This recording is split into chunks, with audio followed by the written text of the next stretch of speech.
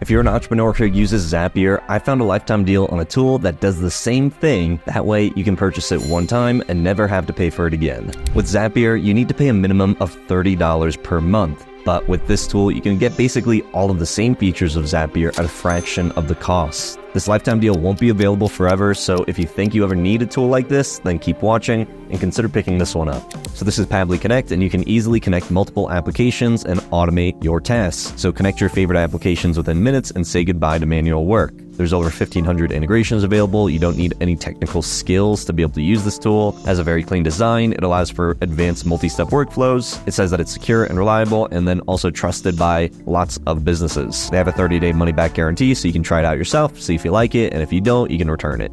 You can see that they're very active. They have over 6,000 automation tutorials, and every week they publish 100 plus automation tutorials. So you can click on this video and you can actually go and subscribe to their YouTube channel. And as you can see, they have over 7,000 videos on their YouTube channel, and they are, in fact, publishing a lot of videos of a bunch of different tools, things that I've never even heard of. So they've got a lot of different integrations. So how does Pabbly Connect work? Well, step one, you start building an automation workflow by setting up triggers and actions. So if you're familiar with Zapier, then it's going to be the same thing, and I'll show you how to be able to set up an automation very shortly. Step 2, select the apps you'd like to integrate into the workflow. And then step 3, enable your workflow and start saving countless hours of manual work. Going down, you can build powerful automations with no code. And this is what it looks like when you are creating your automation. So again, if you've used Zapier, then this is going to be basically the same. So you have a trigger, what's going to start the automation, and then you have some actions that follow. Here's a visual representation of what this actually means. So Pabbly Connect is this connecting platforms. You could have a trigger. So for example, when a new order is created in WooCommerce, when a new lead is generated from Google, when a new appointment is booked on Calendly, when a new sale happens through Razorplay, it's going to go into Pabbly Connect. And then you're going to be able to create an automation through an action, things like sending an email notification via Gmail application, or adding info to Google Sheets, or sharing a file from Google Drive, adding a new subscriber to MailChimp, or adding a contact into HubSpot.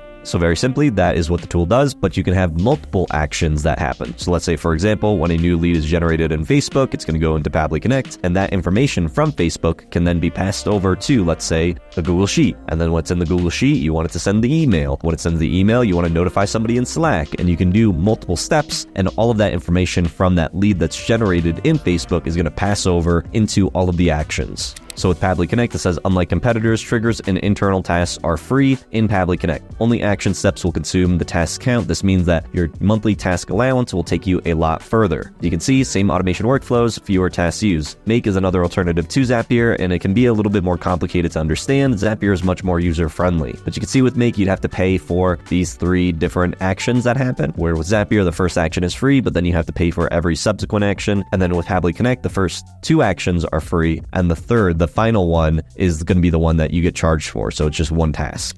Pabbly Connect has all the features that you need, so you can schedule workflows, advanced workflows, delay workflows, connect any application, parse emails, and also an iterator. When you scroll down, you can see some of the different plans that they have for this lifetime deal. So they have the standard, the pro, and the ultimate. Now, I don't know if it's really worth getting the standard or the pro, and the big reason is because there's only 2-step workflows. So 2-step workflows is something that Zapier offers for free. You can have 2-step zaps. You're only allowed 100 tasks per month on the free plan, but you are limited to 2-step zaps. Now, most people, when they're creating automations, have multiple steps. So that's where most people are going to be using the professional plan from Zapier, which costs $30 a month. You get 750 tasks, and you can have multi-step zaps. When you go to Pabbly Connect, only the ultimate plan allows you to have multi-step workflows, and it's selling for $700 a one-time payment. To be able to get 10,000 tasks every month on Zapier, if we were to take this and slide this to 10,000, you'd be paying $193 per month to be able to use Zapier at 10,000 tasks. But with Pabbly, you pay $700 and you get that for lifetime, so you never have to pay again.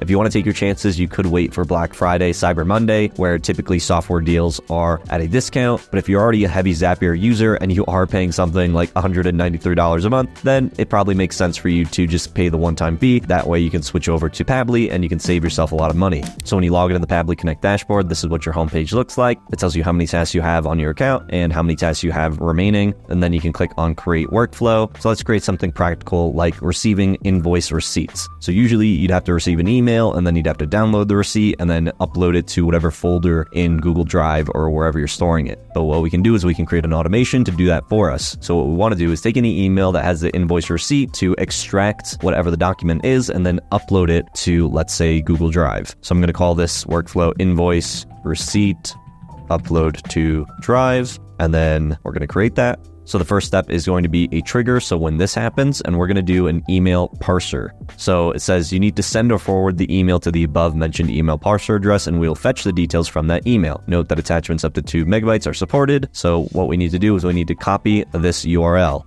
If you're using Gmail, what you're going to do is you're going to click on the top right over here, and then we want to create filters. So if this email has the words invoice receipt, it has an attachment, and then it's being sent to, let's say, this email address, then what we're going to do is we're going to create a filter.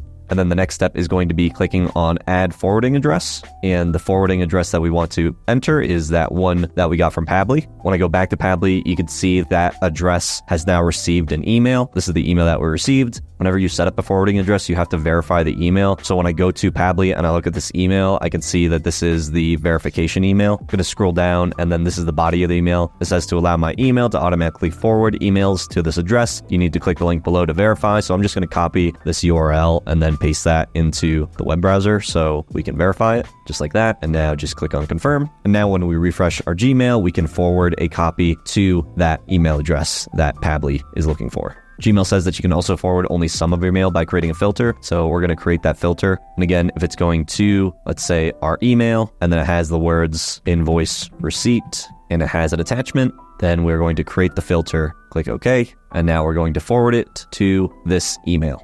Then just click on create filter. So now that we've set that rule up, now we want to actually test it. So I'm just in a different Google account. I'm going to send an email that says, let's say, invoice receipt, and then we're going to put an attachment. So we sent the email, then you click on recapture email parser response, and you can see that I have now received that email from the other. So it says here, we have the invoice receipt. So you can see the email was received by Pabbly. Over here, it says to display. So who this was sent to the address, who this was from, the from name, from address. If we scroll down, we can see the subject of the email, invoice receipt. Scrolling down, we get more information, things like the header subject, invoice receipt. The body text of the email says invoice receipt attached. And then there's also an attachment link with the document that we attached to that email. So scrolling down, now we go to step 2, which is choose the application for the action. So now what we want to do is, let's say, notify somebody in Slack. Maybe we have a Slack channel that we want something to happen. So if I click on Slack and then I want to send a channel message, and then we're going to connect our Slack.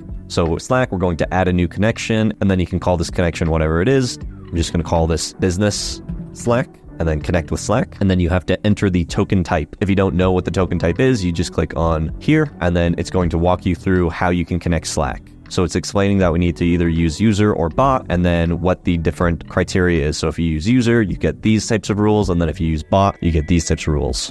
I'm just going to use bot, and now it's pulling up that we can connect our Pabbly account. I'm going to click on allow, and now Slack has been added, and we can select whatever channel that we want. If you don't have the channel created, all you need to do is go into Slack and then create that channel. So in my Slack, click on add channels, create new channel, and then let's just say this is invoice receipts. Click on next. Just going to make it public. Now that I created my channel, I'm just going to go back and I'm going to click on refresh to get new items. Open this up. I'm going to look up invoice. And now I can see that that channel has been added. So now when I click on message, which says required, we can click on email parser, and then it's going to give us all the information that it's parsed from that email that was received. So let's say we wanted information like the email of the person that sent the invoice and maybe the name of the person that sent the invoice. And then if we scroll down, we can actually put the attachment link in the message as well. There's some more information that you could put, but you only need to technically fill out the required information in order for this action to work. So I'm going to click on save and test the request. And then going back to my Slack, I can see that this has worked. So we have the email, we have the name, and we have the attachment. Now you can see that I didn't put spaces in here. So if I wanted to go back, all I need to do is go up to where the message is and click on space and then put another space here. And then I can send a test request again. So now I just redid that action, and now you can see now we have the spaces. If I click on this link, we can also see the attachment on this link. So I'm going to click on save because I like how this action is, and I'm going to do another step. So now what I also want to do is I want to upload this to a Google Drive folder. So I'm going to type in Drive, click on Google Drive,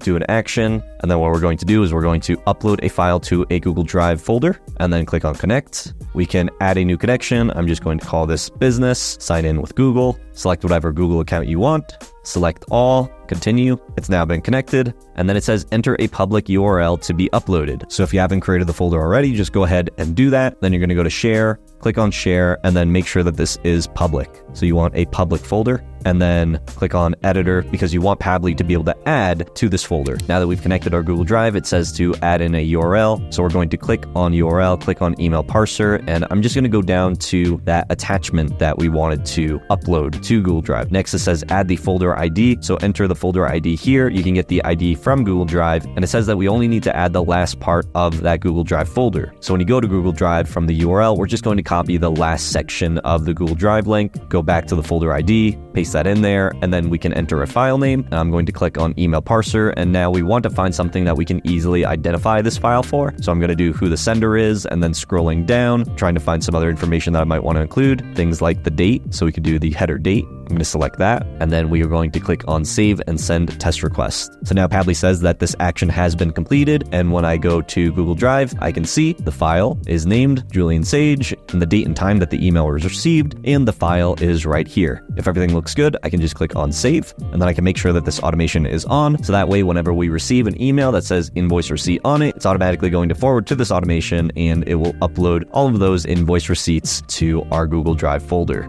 If you click on these three dots, some other useful info, you can rename this, you can clone it, share it, add team members, move to a folder. You can see the workflow history to see how many times this workflow has actually happened. Go to the edit log, delete the workflow, or auto re-execute. If you want to see lifetime deals on cool new software just like this one before they disappear, then turn on notifications and watch this video next to see another lifetime software deal before it goes away.